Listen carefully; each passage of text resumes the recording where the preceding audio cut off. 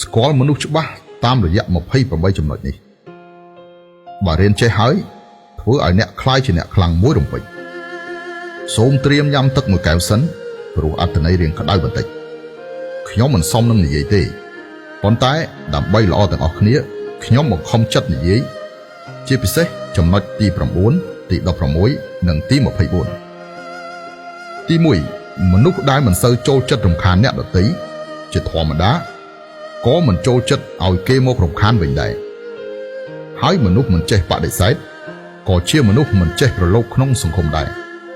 ទី2មនុស្សដែលតែងតែនិយាយដើមគេប្រាប់អ្នកប្រកបជាអាចនិយាយដើមអ្នកទៅប្រាប់គេវិញដែរទី3មនុស្សដែលជួបប្រទះគ្រប់រឿងតូចតាចតែងតែត្អូញត្អែជាទូទៅគឺធ្វើបានតែរឿងតូចតាចប៉ុណ្ណោះទី4មនុស្សដែលមានវិន័យខ្ពស់ជាទូទៅសំណុំពររបស់គេចំពោះអ្នកដទៃក៏ខ្ពស់ដែរទី5ចង់ដឹងថាតើមនុស្សមានអាកប្បកិរិយាយ៉ាងណានោះអាចសង្កេតបានតាមរយៈការចិញ្ចឹមបណ្ដុះបណ្ដាលកូនរបស់គេតើយ៉ាងដូចម្ដេចទី6និយាយជាមួយមនុស្សឋានៈខ្ពង់ខ្ពស់ស្ដាប់សម្ដីរបស់គេកុំស្ដាប់តែអត្ថន័យខាងក្រៅជាធម្មតាពួកគេមិនសូវនិយាយចំត្រង់នោះទេតែងតែនិយាយបញ្ឆិតបញ្ឈៀងទី7បើអ្នកជូនស្ករគ្រាប់គេមួយគ្រាប់គេសងត្រឡប់ឲ្យអ្នកពុត្រាមួយផ្លែវិញភ្លាមនោះគឺអាចសហការគ្នាបានប៉ុន្តែមិនស័ក្តិសមធ្វើជាមិត្តភក្តិទេទី8មនុស្សសម្ដីតិចជារឿយៗមានពីរប្រភេទអាចជាមនុស្សសាមញ្ញពិតប្រាកដអាចជាមនុស្សពិបាកយល់ទី9មនុស្សសម្ដីច្រើនជារឿយៗមិនមានភាពវៃឆ្លាតទេប៉ុន្តែមនុស្សសម្ដីផ្អែមវិញមិនអាចរាប់អានឲ្យស៊ីជម្រៅឡើយទី10មនុស្សអត្តចរិតសរសេរនៅលើមុខជារឿយៗជាមនុស្សមិនអន់ពេកទេហើយមនុស្សអាចគ្រប់គ្រងអារម្មណ៍ខ្លួនឯងបានគឺមិនមែនជាមនុស្សធម្មតាទេទី11មនុស្សដែលមានទេពកោសល្យនិងសក្តានុពលខ្ពស់ជាធម្មតា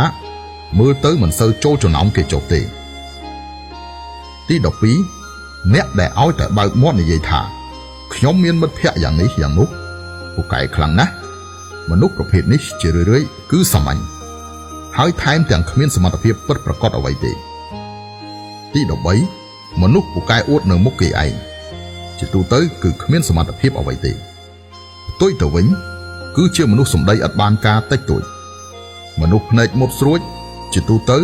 ជាមនុស្សគ្មានមេត្តាទី14វិនិច្ឆ័យចរិតរបស់មនុស្សម្នាក់ល្អឬអាក្រក់មិនត្រឹមតែមើលលើអាកប្បកិរិយារបស់គេប៉ុណ្ណោះទេយកល្អគួរតែមើលលើមិត្តភក្តិរបស់គេផងដែរថាតើពួកគេជាមនុស្សប្រភេទណាទី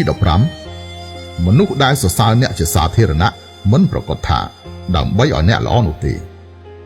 ប៉ុន្តែមនុស្សដែលឲ្យយោបល់អ្នកដោយផ្ទាល់ជារឿយៗជាមនុស្សស្មោះត្រង់ពិតប្រាកដទី16មនុស្សដែលចូលចិត្តនិយាយថា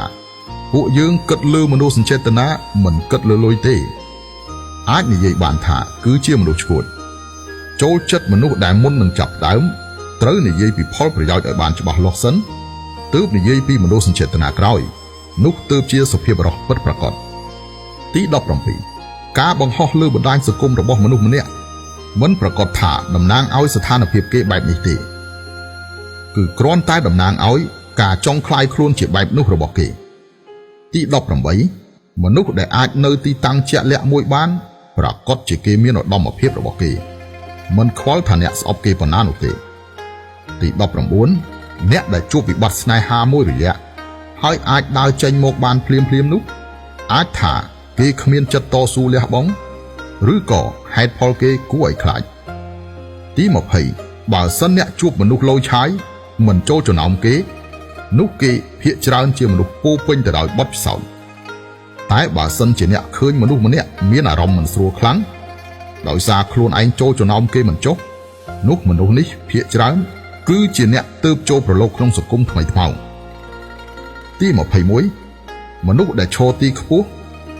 ត្រូវមើលគេណែនាំមនុស្សប្រភេទណាគេលើកដំកើងមនុស្សប្រភេទណានោះគេក៏ជាមនុស្សប្រភេទនោះដែរទី22មនុស្សធ្វើការកាន់តែប្រុងប្រយ័ត្ន ខ្លាចប៉ះពាល់គេកាន់តែងាយនឹងប៉ះពាល់គេណាស់ដែរផ្ទុយទៅវិញកាន់តែឆេវឆាវទី23មនុស្សដែលពូកែបញ្ចុះបញ្ចូលអ្នកដទៃយកល្អកុំរាប់អានស៊ីជម្រៅជាមួយគេបើមិនអញ្ចឹងទេគឺត្រូវតែរងទុក្ខហើយទី24មនុស្សមើលទៅតឹងរឹងខ្លាំងមិនញញឹមមិនសូវនិយាយស្ដីប៉ះពាល់បន្តិចបន្តួចមិនបាន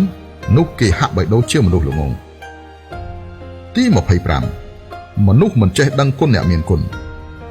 គឺមិនអាចធ្វើល្អជាមួយគេបានដោយស្មោះឡើយដោយសារគេគ្មានចិត្តស្មោះត្រង់នឹងឪពុកម្ដាយខ្លួនឯងតើអ្នករំពឹងថាគេនឹងស្មោះត្រង់នឹងអ្នកទេទី26មនុស្សដែលមិនបង្ហោះតាមបណ្ដាញសង្គមមិនប្រកាសថាគេគ្មានពេលវេលាទេប្រហែលជាមិនសូវសុខសប្បាយឬក៏សុខសម្បូរសប្បាយខ្លាំងទី27មនុស្សដែលទទួលជោគជ័យឆាប់ពេកក្នុងវ័យក្មេងខ្ចីរឹតតែងាយវាយលុករឹតតែអាចឆ្លងកាត់និងរៀនពីវាបានហើយសមិទ្ធផលនោះនឹងកាន់តែធំបើមិនដូច្នេះទេគឺងាយនឹងធ្លាក់ចូលទីជ្រៅណាស់ទី